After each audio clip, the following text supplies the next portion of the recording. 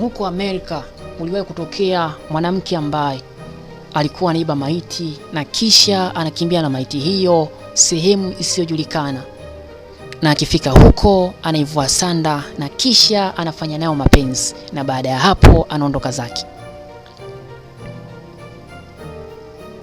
Mwanamke huyo alikuwa anaitwa Karen Margaret Greenlee. Alizaliwa mwaka 1958. Karen alikuwa na tuhuma kubwa huko Amerika. Karen alituhumiwa kwa wizi wa maiti na kwenda kufanya nao mapenzi. Ilikuwa ana matukio ambayo kila mmoja akiyasikia anabaki kajinamia. Kila mmoja akisikia haamini macho yake, na hata wewe ninayekuhadithia huamini unachokisikia, kama nilivyo mimi nashangaa na ninashangazwa na tukio hili.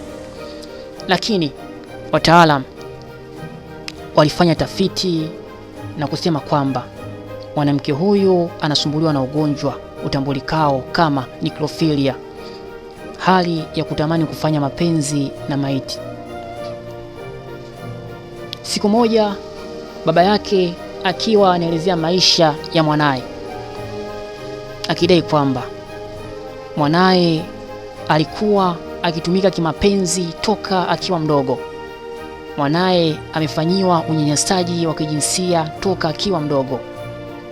Mwanaye ameanza kutumiwa kimapenzi akiwa na umri wa miaka 8. Na pia wakati akiwa ana miaka 14 alibakwa na mwalimu wake, muda huo akiwa anaishi Sonoma County, California.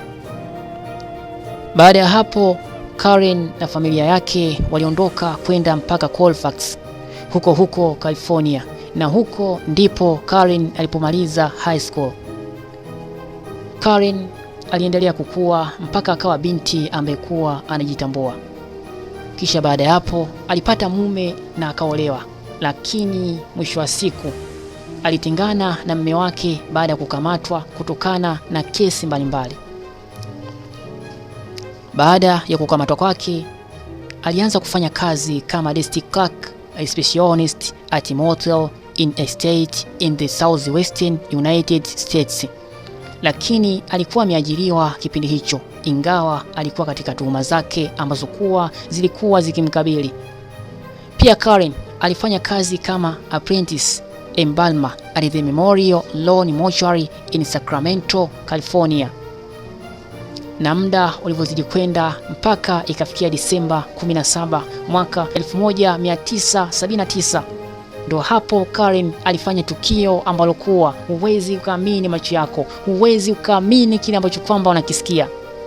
Karen aliiba gari na kuliendesha kuelekea makaburini, makaburi ambayo yalikuwa ni special kwa watu fulani, na ndani ya gari hilo kulikuwa na maiti iliyokufa almost wiki moja iliyopita. Karen aliendesha gari hilo kuelekea mazishini kana kwamba anawasilisha maiti, kisha anawasubiri familia ya maiti waje kuzika. Lakini kinachoshangaza na kustaajabisha kutoka kwa mwanamke huyu ilikuwa akifika huko anaivua maiti sanda na kisha anafanya nao mapenzi, na baada ya kumaliza anaondoka zake. Wataalamu na watafiti mbalimbali walikusanyika na kuanza kumfikiria mdada huyu, lakini walikuja kugundua mdada huyu anasumbuliwa na tatizo la necrophilia. Enzi hizo huko Marekani, California, tatizo hili halikuwa kama kesi, halikuwa limeharamishwa, na hata alipokuwa akifanya Karen kufanya mapenzi na maiti hakuwa anashtakiwa kwa ajili ya amefanya mapenzi na maiti, ila Karen alikuwa akishtakiwa kwa sababu ameiba gari za watu. Na hiyo ndio kesi ambayo kwamba ilikuwa kimkabiri mara kwa mara.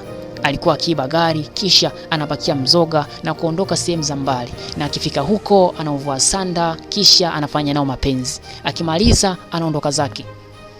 Karen ilikuwa kukamatwa hakuishi, alikuwa anakamatwa anapigwa faini ya dola almost 255 na kisha anatupwa jela siku 11 au zaidi. Lakini Karen alikuwa si mwenye kuacha tabia yake. Na hiyo ndio historia fupi ambayo kwamba inashangaza na inastaajabisha sana. Dunia ina mambo mengi yenye kushangaza. Dunia ina mambo mengi yenye kustaajabisha. Dunia ina vimbwanga, mikasa na visa vyenye kushangaza na kutia majonzi. Na hicho ni kisa ambacho kwamba ukifikiria hata jawabu unakosa. Sauti ya Mahir Bey. Ili wa kwanza kupata nakala na hadithi za watu maarufu, usisahau kusubscribe channel yetu, kucomment na kushare TKL TV.